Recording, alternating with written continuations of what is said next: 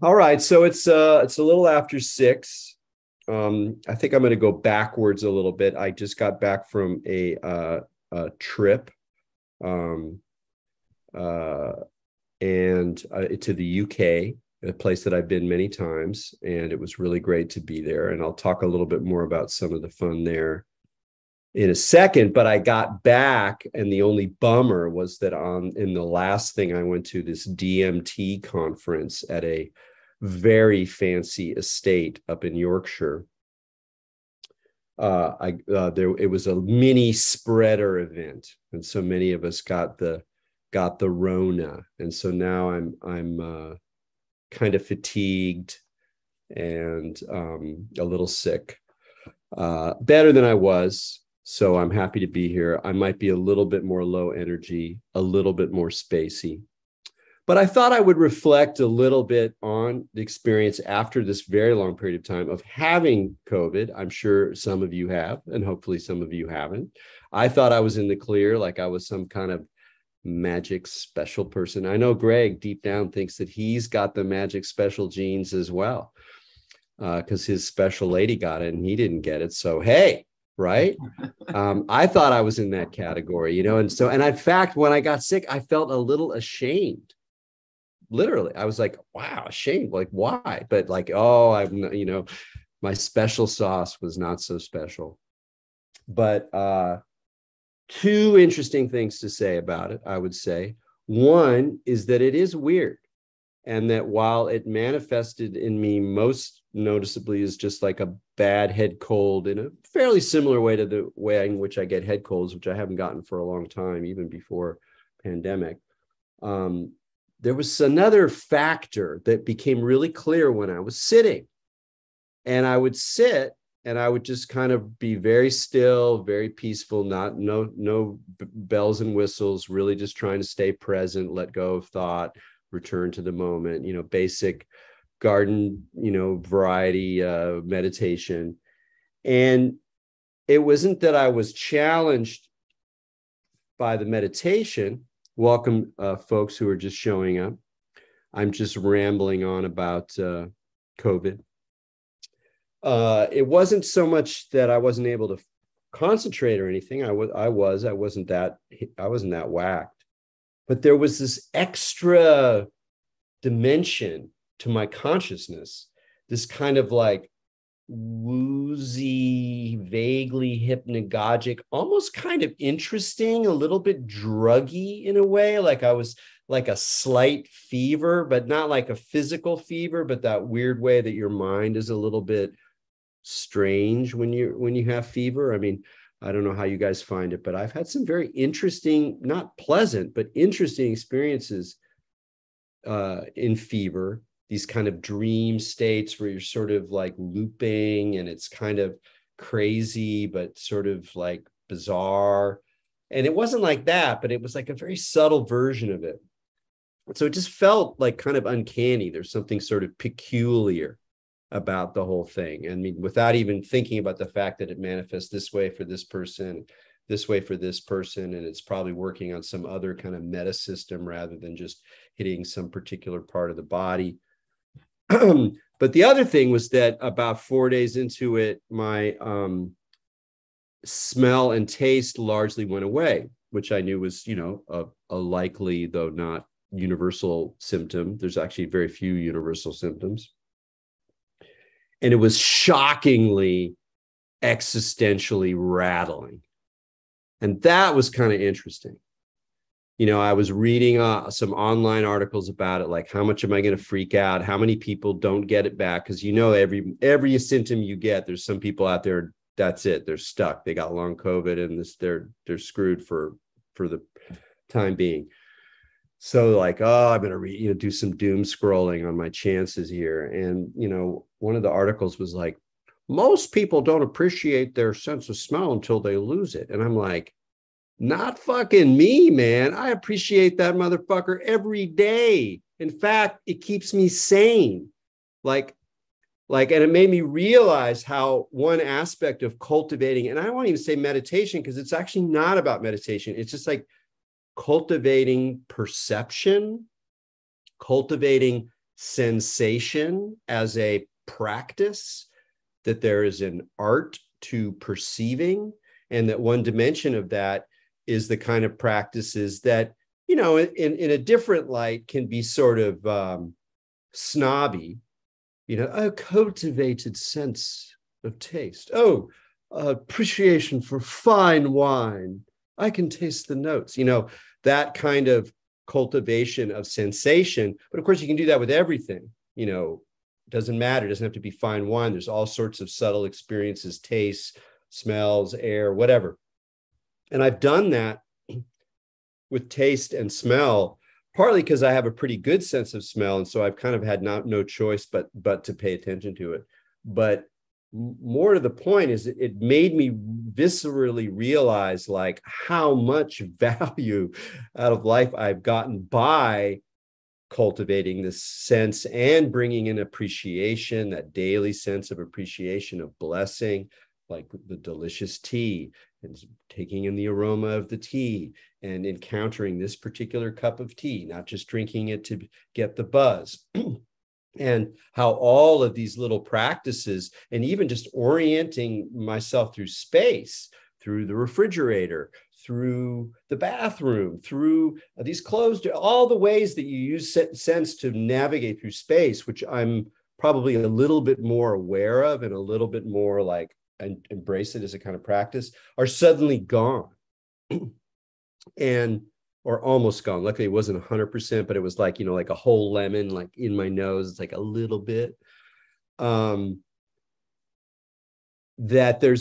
also gave me a little flavor for something that I find very a very interesting but very ominous dimension of human experience. I think that there's a Robert Johnson song where he talks about how maybe I'm misremembering it, but it's something like, it's not demons, but it's something has taken my appetite, as like a sign of the blues, taken my appetite. And there's a kind of sense of like the world as being tasteless, like cardboard, kind of empty of sense of vibrancy, you know, and drugs can take you there sometimes. You know, a weird drug trip can be like, you know, suddenly everything is sort of lost that flavor. Leary writes about that. But also depression, you know, depression or, particularly depression more than sadness or despair. Depression has a kind of world building category or sort of a world draining category where like, it's like, you know, if you're in love, you're in the in love world, you know, and everything's vibrant and the flowers and the birds, you know, and then like the next day you wake up and you're like, you know, pissed off at your boss, you're in a different world. You're kind of in the janky world, you know, everything's kind of irritating and it doesn't really work out or whatever. And then there's the depression world, which is where, like, in my experience, where like you notice, like, that's when you see all the dust bunnies everywhere, you know, all the cracks in all the objects around you, or the things that aren't clean, or the stains, the dust. And there's this kind of cardboard quality, this sort of taste, this lack of vividness to things. And it's like suddenly that's like my actual experience, even though I'm not really in that mode. And it's been very interesting. I'm like, well, I guess I should practice with this. You know, this is what a tasteless world is like. This is what it's like to not rely on the pleasures of good food. So in a way, it's kind of like, you know, instant asceticism, whether you want it or not. But it's hard. It's very hard. It's been really, really interesting to see my attachment to humble everyday sensation, nothing special sensation, and how much we rely on it to orient, not just to experience, but to orient the sense of self as well as to navigate space. So that was my comments on COVID. And then the other thing I wanted to talk about as part of an introduction, we can talk more about it later. I mean, I had quite a number of interesting experiences traveling, because I was traveling for a while. I went to a couple different conferences and did some work and met some folks and stayed with a lot of friends and went on a solo walk for 5 days in Wales. And then I wound up at this DMT conference, and it's a kind of a funny setup. So it's worth knowing about. The events are called Tyringham Hall, and I went to the first one when it was at Tyringham Hall, which is like a proper, full-on British country estate, wealthy, a manor, like Brideshead Revisited or something, and it was put on by a very wealthy man named Anton Bilton, who is fascinated by DMT and has a lot of more scruffy kind of Ibiza friends and various connections with psychedelic researchers and the like. And so put together this conference, or the series of conferences, that are particularly driven by the question that he can afford to ask in more bold terms than other psychedelic researchers, which is like, who are the entities and can we contact them? Like, really, like, let's contact the entities. So the first conference was pretty fun. It was smaller, more intimate, weirder. There was more, let's say, active research going on as part of the experience, that had its own dynamic to it, which maybe I'll go into. I've never seen anybody freak out so hard. That was kind of interesting. And I myself was taken for a bit of a ride. Anyway, that's a longer story, but maybe we'll get to it. You're always welcome to ask war stories if you want. But that was years ago. And then this one, then they did a few versions of it that I didn't go to. I was a little bit too intellectual and critical for them. Like, it didn't quite fit in the vibe. And some of the people there were like really, well known, like Dennis McKenna and Graham Hancock, a person I don't particularly care for very much, but whatever. He does his thing. He's got his fans. Not the kind of history I admire. But good, interesting characters. A whole range of folks. But in the ensuing period of time, Bilton has put his money where his mouth is. And he's a super cool guy. Like, I really have a lot of respect for him. And he's very earnest, and he's willing to show his vulnerability, which for me makes all the difference when you're dealing with people who have money and power. If they're really able to be like, yeah, I don't know what's going on. Or like, he and I bonded over having a similar kind of terror trip where like you encounter these soul eaters that are going to like, that they exist and they're ready to like consume all the souls and there's no way out. And I was like, oh man, you got that too? And he goes, yeah, that's terrifying. What are we going to do? And you go, well, there's nothing you can do about it. So, and beyond that, he has a real earnestness to his drive towards discovery, kind of religious sense of like this kind of sense of encounter with the others, the entities.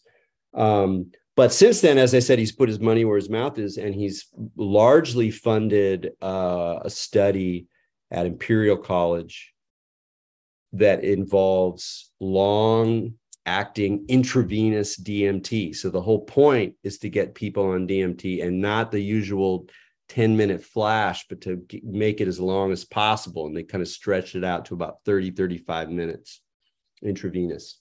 And it's like that too, because it's goes right to your vein. So they had like the results of the study sort of, I don't think they published yet, but they had some of the psychonauts, they had some of the leading doctors, they had some other people who had been involved in this like literally like weird science. I mean, it's great. It's like weird science. It's like, sure, it's science. We're measuring heart rate and, tracking the brain. And sometimes they did it inside the fMRI. So imagine being like 35 minutes in like the most intense DMT trip imaginable in an fMRI machine where you're not supposed to move. These guys are hardcore. Like, they're like, Top Gun psychonauts. And they had that vibe. They were like, wow, you got that, psychedelic warrior vibe down, and for good reason. I mean, I probably could do it with a gun to my head, but I don't know if I would choose to do an fMRI in a 35-minute trip DMT. Anyway. So it was very interesting to get into the weird science. I wouldn't say that, at least from anecdotally, there was a tremendous amount of new information, although it seemed that people kind of went through more levels of things in that sort of situation. And while there had been discussion of certain kind of mad science things, like figuring out how to do math problems so that, you could sort of test whether or not the entities were independent intellects that were able to answer things on that level. There wasn't too much development on that. And that stuff is actually extremely difficult to do, because if you look in the history of paranormal research, that's a long-standing problem that goes back to spiritualism in like the 1860s, which is like, you're meeting these disincarnate entities through a medium. Well, how can you test whether they truly are independent entities and not a feature of the medium's imagination? In fact, this is an interesting thing to consider. We think of, if we say, yeah, I'm going to study telepathy, everyone's like, okay, go, maybe go for it. Like, we're all like, even if we've had telepathic experiences, you're like, yeah, it's a little woo. But the weird thing is that the idea of telepathy was a skeptical concept that was originally deployed in the context of mediumship in the 19th century as a more plausible explanation for why mediums would know things than that they were actually contacting spirits. So you're in the medium thing, the spirit comes in and says, oh yeah, you've lost the key's behind the refrigerator. And you're like, oh my God, it is, how'd they know? And rather than say, well, there's an independent spirit that they were channeling, going, well, they picked it up telepathically, they just aren't aware of it. So telepathy was actually a disenchanting move in relationship to this phenomenon. And now we think of it as kind of a part of the paranormal, which it is. So, but these problems are really, really hard to control for, even if you're taking your parapsychology really seriously in terms of structuring things. So I doubt we're going to be getting, like differential equations out of the entities anytime soon.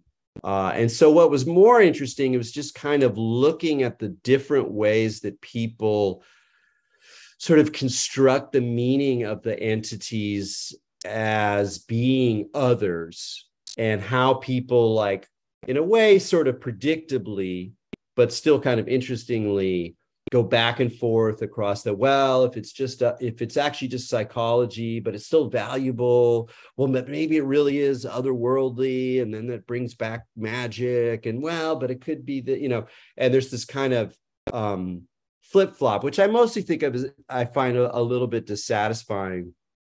And in the first tiering, I talked about it. This time they actually didn't ask me to talk, although I did end up talking because somebody canceled. And so I just got on stage and kind of riffed about weird science for a while.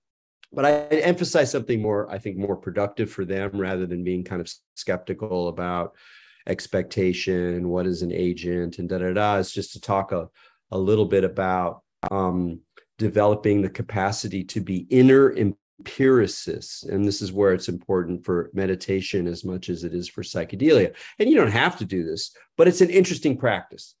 And that is to say that some of your practice, not all of it necessarily, you probably wouldn't want all of it to be, but some of your practice is a kind of commitment to being an inner empiricist.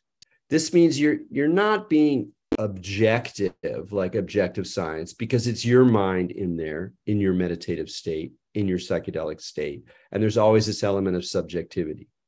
But the argument is that there's no way out of that if you're going to study these things. You can't, the brain, a brain machine is only going to tell you so much, so who cares? After a certain point, it's like, oh, it makes a pretty picture. What is it like? Well, some people argue that in order to really explore these things, what you need is a kind of cadre of people, kind of like the Top Gun, psychonauts I was talking about, except more than just the bravery of jumping into the abyss, is also bringing with you a certain kind of mind frame, a certain kind of intention that involves a sort of curious and dispassionate recording or observation of your own experience. And you can see why, particularly when you talk about meditation, how this is already kind of part of the picture. Like part of what you're doing is you're going and sort of deconstructing and unraveling your conventional way of perceiving, but rather than just sort of like going for the ecstasy or going for, you know, unity consciousness, is like you kind of like take notes along the way, and you develop a sort of inner observer that is like in a way always sort of over your shoulder.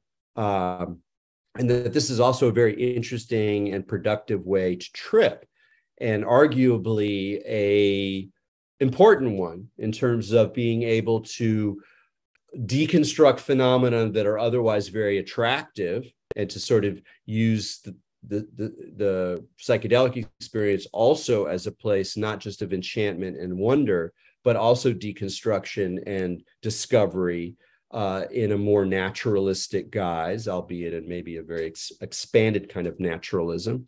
And by naturalism, I just mean the idea that maybe there really isn't anything outside of nature, including higher states of being, states of unity, you know, all of these sort of other dimensions that we might point to, rather than assuming that there's some kind of other world or some kind of world of consciousness that's different than the material world or the world of physical causation, that there's actually a sort of, it's more like a big playing field of nature, which I find an attractive idea, albeit one that I don't insist on with, you know, total conviction. And so there was a wonderful example of inner empiricism there, and I should, I'll get the link maybe when we're doing our question and answer. Usually, if Chris Mays is here, he's a good link getter. But the group is known as the Qualia Institute, and someone may have come across the guy's. He's got a couple of videos. One of them has got like 1 million views or whatever, and it's all about hyperbolic geometry inside the DMT space. And it was a very convincing presentation. He was clearly a crazy psychonaut from Mexico, and he's got a couple of cronies, and they've done a lot of drugs, and they go in there almost to like understand the geometry, and by understanding the geometry, come up with a model of what's happening cognitively. And you know, so he would talk explicitly about, like, you know, he'd hit the DMT pipe or whatever, and then the whole point is to like count the tessellations. Like, it's not about what's happening with all the weird phenomena. It's like, let's see, like, what's actually happening with the number of the sides of the tessellations, what's happening in the spaces. And he developed this kind of like a phase space model where, you know, with the y-axis and an x-axis and y-axis in terms of increasing complexity and various elements about time, as a way of trying to kind of phenomenologically map these spaces, time spaces that are part of the experience. So a perfect example of a kind of inner empiricism. Very interesting, very, very fun stuff. So to me, in a way, that was kind of the most interesting, though his material has been out there, in a way that was kind of the most interesting stuff for me, because I found it very, very compelling in terms of understanding how the brain is kind of like pushing its modeling capacity to the ultimate. As it reaches these kind of transcendental states, including states of timelessness and time loops. And he had some interesting explanations of trying to understand. The time part wasn't quite as convincing as the space one, but the space one was quite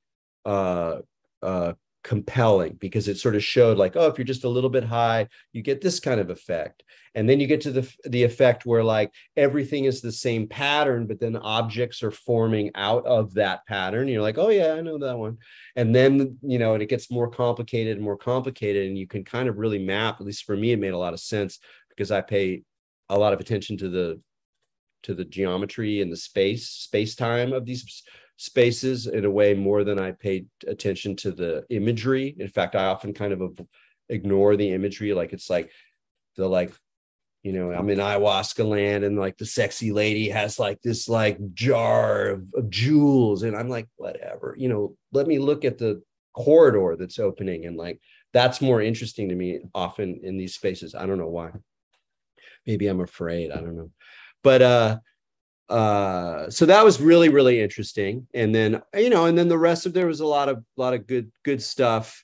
Let me try to just go through and see if there was anything that was really particularly remarkable. Some interesting stuff about alchemical history. There's always those compelling ideas where there are drugs in alchemy or in religion. And there was some stuff about that. And, it's also just kind of a strange environment. You're in this wealthy place and all these kind of fancy folks, and the food's good and stuff like that. So it was pretty interesting. DMT is weird, and the science of it is weird. And that's part of what you realize is that, the people who are studying this are fascinated with it. And there's kind of this looping quality of like, how do you do science when there's sort of a way in which like it doesn't quite work into sort of a pure science approach. And it was nice to actually be in a few days with people who were really obsessed with these things. And people weren't talking about the industry that much. They weren't talking about psychedelic companies and protocols and who's developing what, this and that, And I think people are pretty aware that it's all still very open-ended. It's not clear what's happening. There's a lot of conflict. There's some sense that there's much less money in it than before, and that it's going to go through its own kind of changes and transformations. But mostly people weren't talking about it too much. Anyway, so I just kind of wanted to give that little summary, because it was a very interesting kind of an unusual experience. And we're happy to talk about that kind of stuff later on. And but why don't we do a little sitting, and then we can do our Q&A. So you might want to just turn off the video, or find yourself a nice comfy zone. Even though I do it every time, I do like to go through at the beginning and talk about posture. But before I say that, I realize there's one thing. If anybody ever feels like, this is fun and all, but like, can we just do some meat and potatoes sometimes? Like, I'm actually just having trouble keeping concentration or whatever. I'm always happy to do that. So you don't even have to say it directly. You can send me an email or whatever. Since a lot of you are repeat customers, if you have special requests, feel free, because I just kind of, just go with what's coming up. I don't have a game plan. I'm interested in kind of exploring. And this time too, I'll say that before we start, just that I'm really trying to encourage you that this space is a place where you can kind of actively play with the tools in a way that then in your normal meditation, you might just decide beforehand, okay, I'm going to do this, and then just stick to the plan rather than like messing around too much while you're doing it. But here we're actually kind of trying to mess around a little bit, partly just to see what happens, and partly to sort of stretch the edges of what we're comfortable or familiar with inside meditation. Okay, enough said. Find your seat.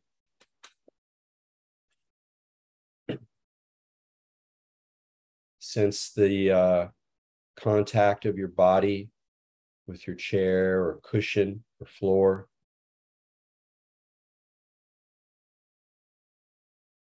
And allow that contact to sort of melt together,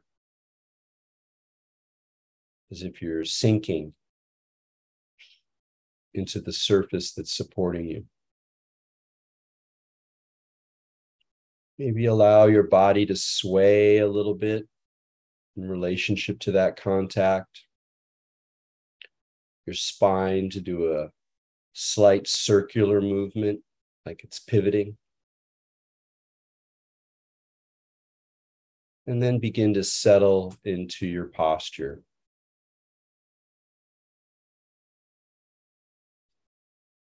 As always, try to make your pelvis curve forward a bit so there's a nice curve.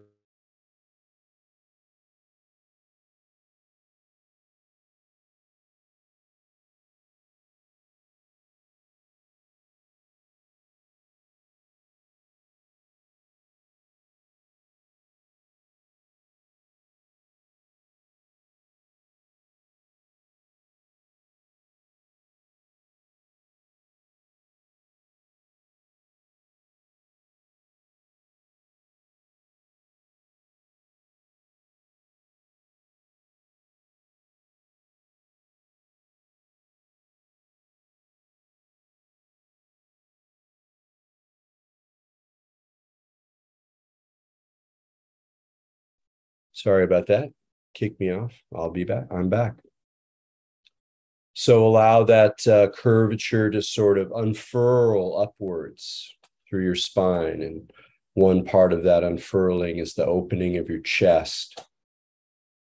Your shoulders spilling back, the sense of space, kind of almost a quality of pride, of confidence in your chest, open, vulnerable, loving, but confident.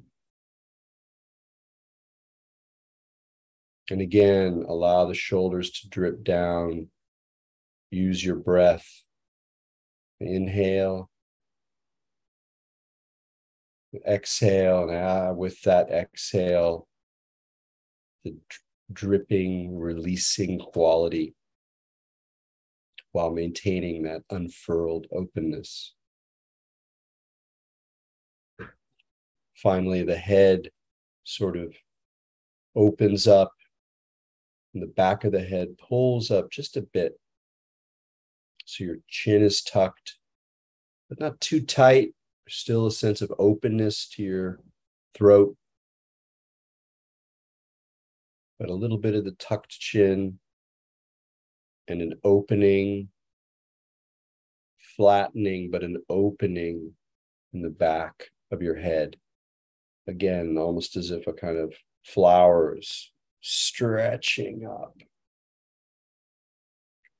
And this curvature can be something you return to in your meditation, the way that you can also return to your breath.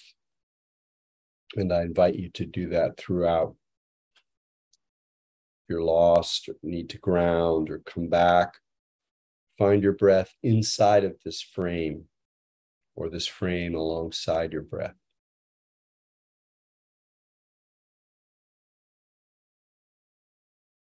Just settle into that shape.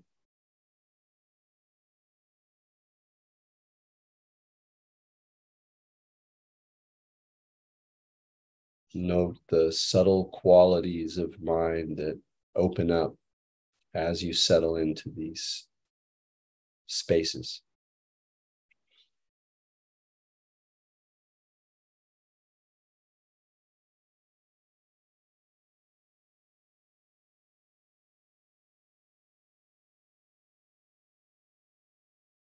What's your breath doing?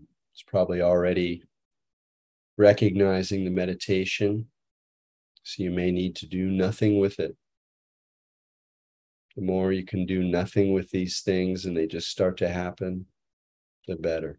Sometimes it's worth even not doing them very well, so you just don't do them at all.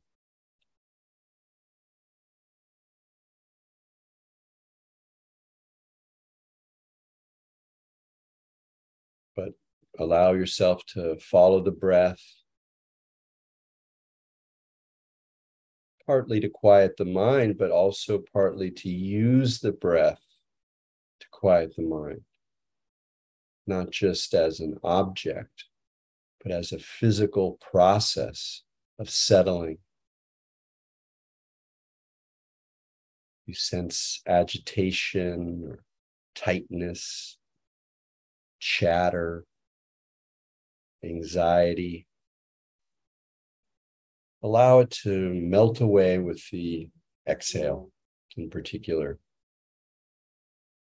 Like your body, your chest, your lungs, your abdomen is a kind of filter.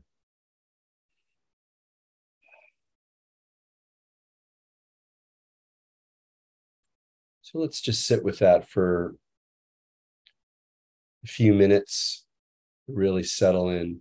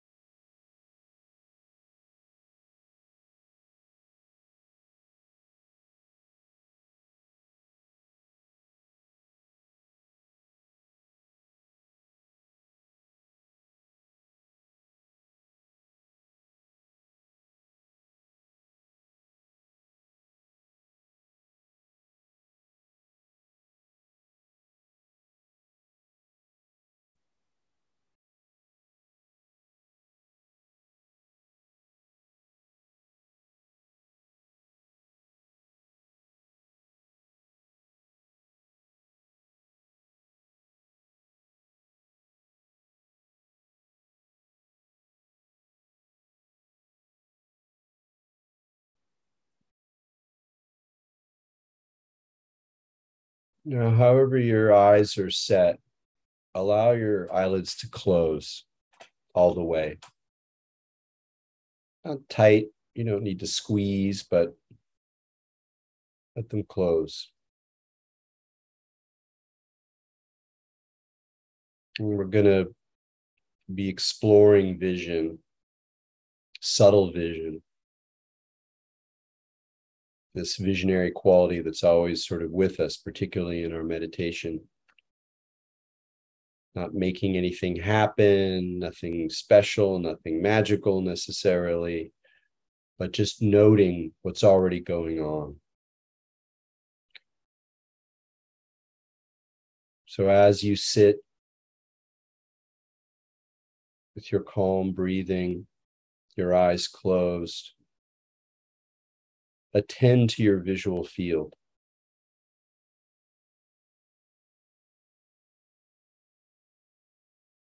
What are its qualities?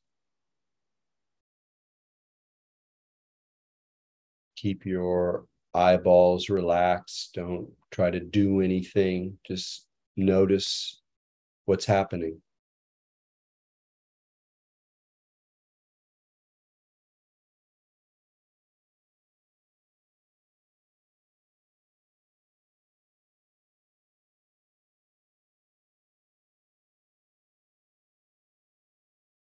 Are there feelings associated with any qualities of vision?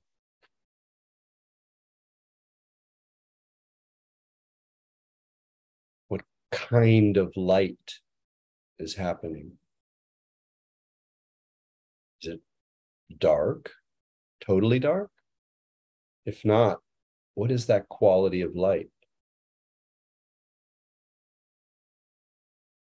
Here, we're not trying to understand or explain, but just to really sense into what's happening with a good deal of finesse.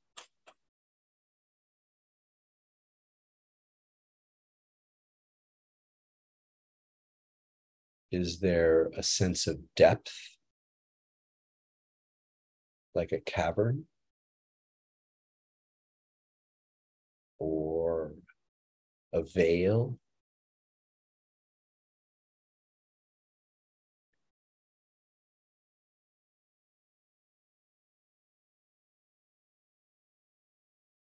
Now, go ahead and allow your eyes to focus slightly on some aspect of the field, perhaps the center right in front of you, perhaps a gaze downward, a gaze upward. Doesn't really matter.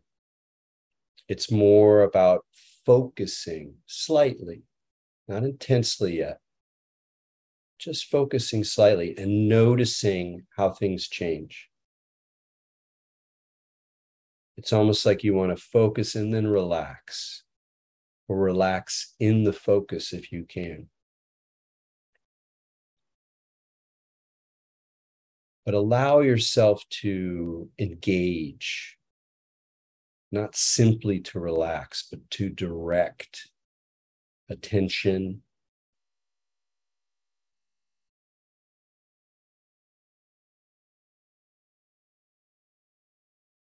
and a kind of probing.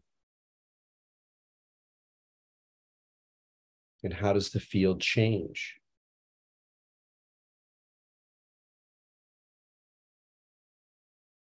Do you sense your energy change? Does the quality of light change? Now, let's go for it. Let's put some focus there, whatever that point is. Kind of go for it. Don't worry about, this isn't sort of normal meditation now. We're doing something, we're playing with our eyes.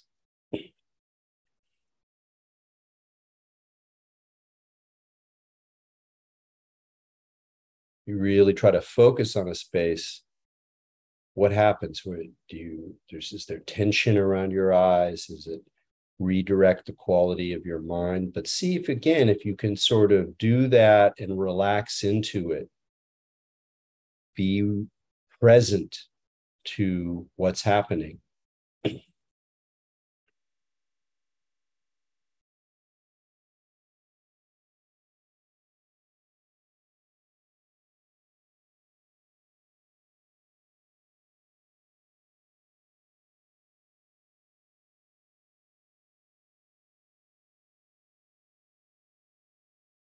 There might be a little unpleasant, or maybe it's too tense or something like that. Don't worry about it. We're going to let it go. And so what I'm asking you to do now is to really intensify that focus, bore into that point, and then release it entirely and rest in the full field.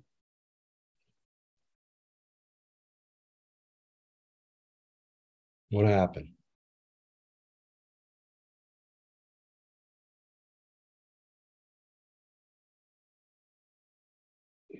And when you rest in the full field, really allow your awareness to reach the peripheral field of this dark chamber. Become aware of the edges. And you can't look at them directly, but invite them into the field.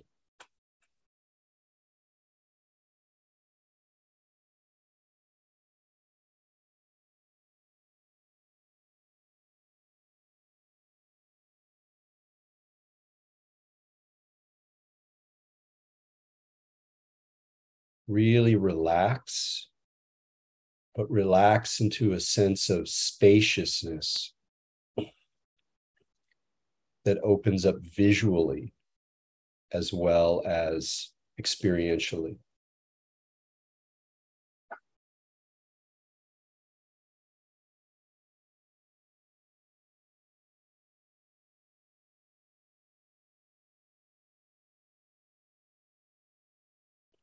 And now from that gentle openness, slightly open your eyes.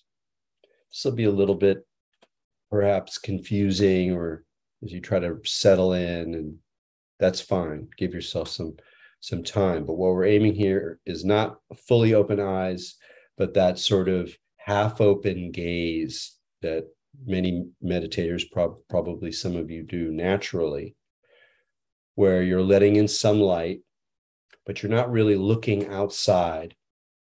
Perhaps the focus of your eyes is still on the inner eyelids, but there's some light coming in from beneath, whatever feels most comfortable. And so here, what you want to do, and I'll let you take some moments to find it, is that place where your eyes are slightly open, but very relaxed, and not really focusing either inside or out. In fact, that's exactly what you're trying to do subtly, is to suspend that difference. So just take a few moments here and try to feel really comfortable. If this is not something you normally do, it might not be that comfortable. And don't worry if your if you tense up or whatever, no big deal. But see what happens if you can allow a little light in, but you really relax into it, really relax into it, and notice perhaps that your eyeballs want to focus. They want to grab something outside. Just let them relax into this in-between space. Here, the breath can really be helpful.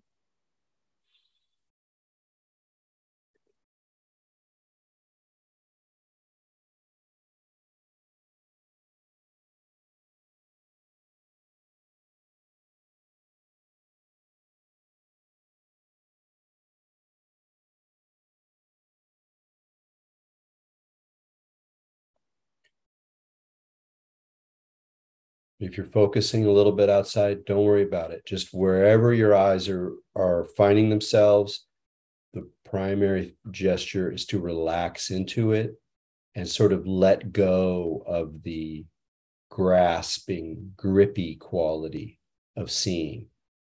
So you're melting, relaxing, releasing into a visual field without gripping objects.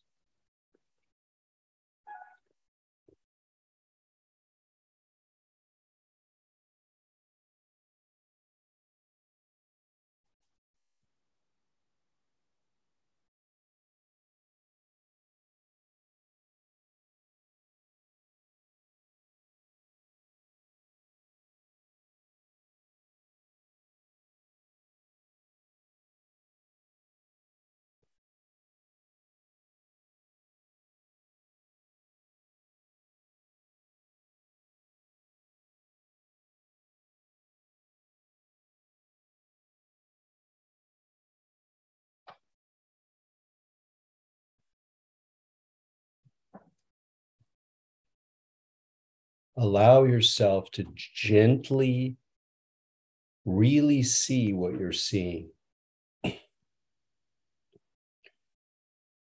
in the sense that relaxed and open objects may take on a different quality than they do normally with this kind of half open, quiet gazing. And really lean into that.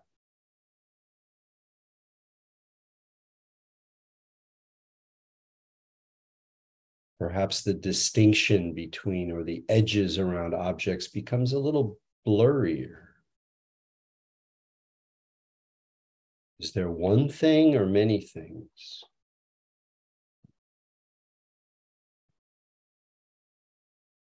Are there dimensions all the same as usual? Perhaps the quality of dimension shifts as well.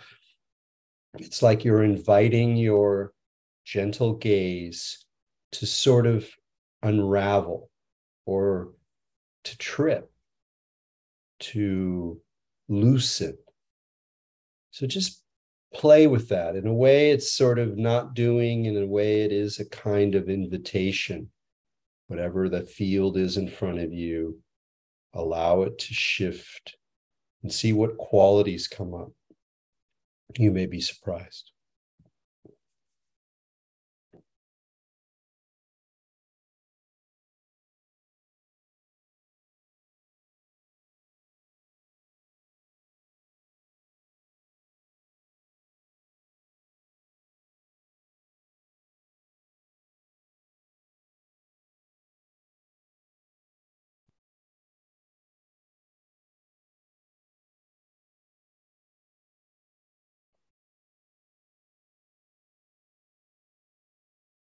Again, you're really relaxing into the full field. While there might be some object in your focus, it's really about the totality of vision and how it shows itself as you relax into it.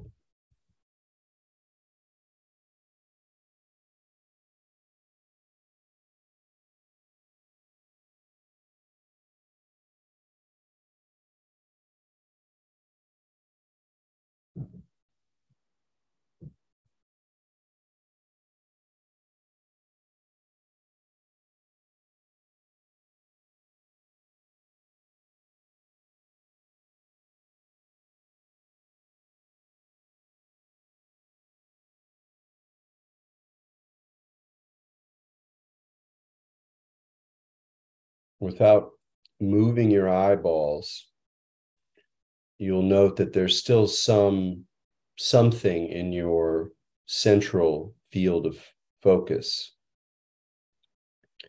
And what I want you to try to do is begin to slightly intensify your focus while staying aware of the total field of vision. And you might experience that focus almost leaning out of your eyes towards the object of focus. And you're just in an intangible but very palpable way, energetically intensifying your central focus while noticing how that affects and percolates through this total field.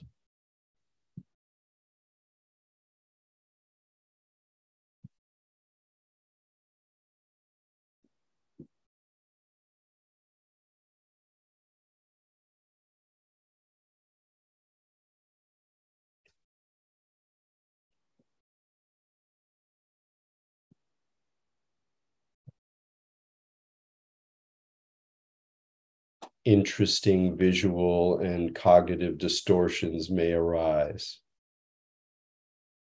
Simply continue to focus intently while settling in or relaxing into whatever is happening. So you're kind of both tensing with the focus and relaxing.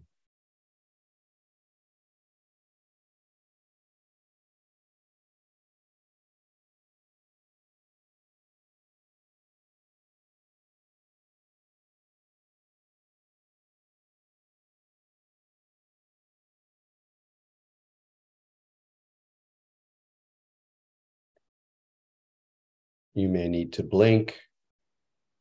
Try not to overdo it. Doesn't really matter. But in a way, what I'm pointing to is becomes more obvious with the more steady and calm your gaze is.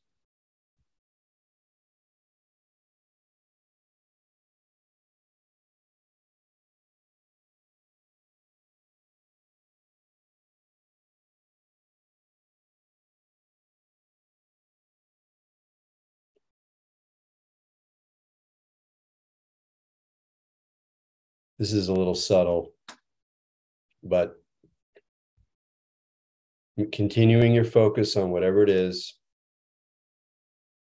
see if there's a difference between projecting your gaze towards the object and then withdrawing it, almost as if you are, with a straw, sipping the object visually into your sensorium. So you're projecting your attention out through your focus, and while maintaining that focus, drawing it back in almost as if you are bringing that object into your inner sensorium, whatever that is exactly.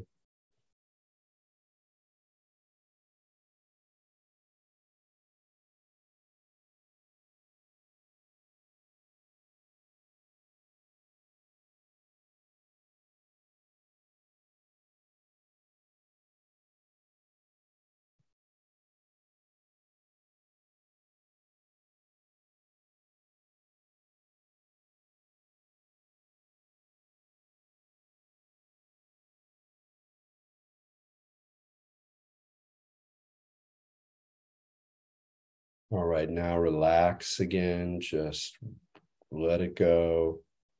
Maybe even shift the focus away so you don't stay in that zone.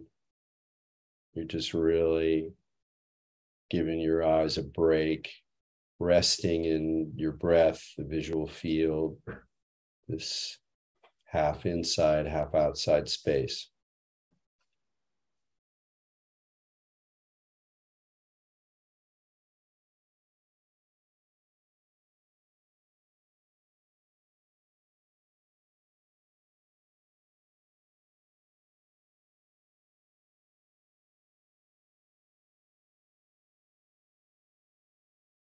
See if you can sort of mix that visual field with other sensations, particularly the sense of your body or the sense of your breath. If that makes sense, go with it. If not, don't worry about it. But it's not a separate sense. On some level, there's just one thing happening. So allow the qualities of the visual space to sort of introduce feelings, to draw in your body, your breath, your sense of awareness into this field.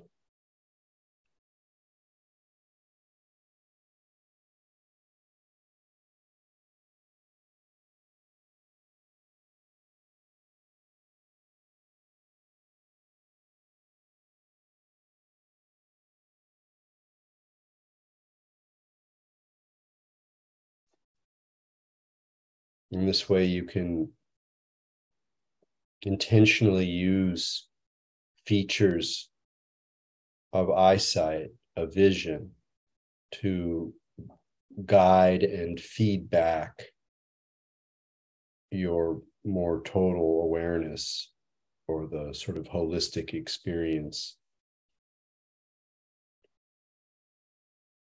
of sitting and being and noticing. And to close, let's just slowly open our eyes and look forward. In the room we're at, our eyes are open. It might be jarring, but wherever you're at, try to again settle in, relax into the total field. So you're not focusing on particular objects, you're allowing boundaries to quiet. And again, allow your awareness, your visual awareness, to reach to the very edges of your peripheral field. You're sitting in one thing. You are one thing sitting.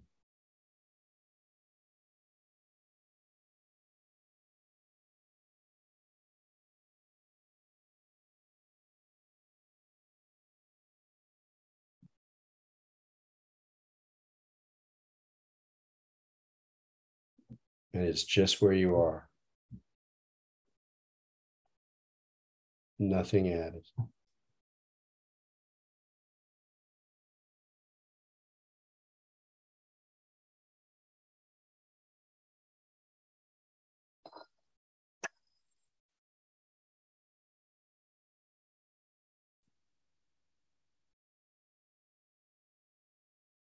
All right, welcome back. Thanks for going on that journey with me.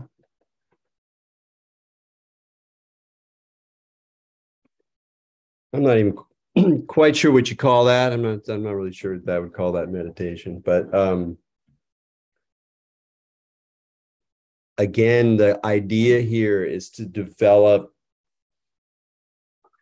sort of tools or probes, tricks, moves that can be employed for various reasons. They can be employed during sitting at a place where you're stuck or you're curious or there's sort of an invitation from the flow.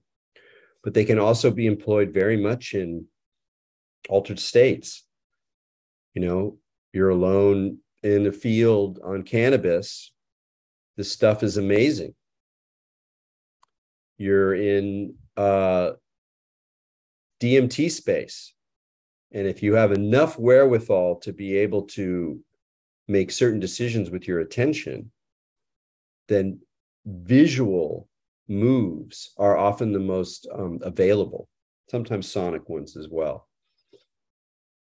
And so developing a kind of skill with visual tools is a way of navigation. And it's also very helpful for trance states. So if you're doing magic, or if you're just sitting by the stream and you want to tap into the local nature sprites, they really like this kind of stuff.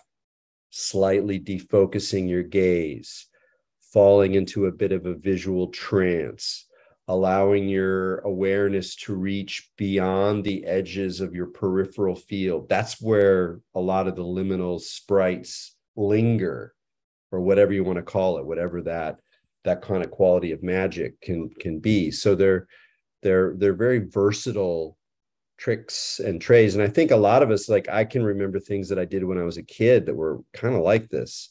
And I think some of us probably can remember that. And that actually might be an interesting thing to talk about. I've had some interesting conversations with people, actually, even in England, a few different people, when we were kind of remembering things that we used to do when we were little kids, particularly with visual tricks, to sort of get high, or to like explore, to like do stuff.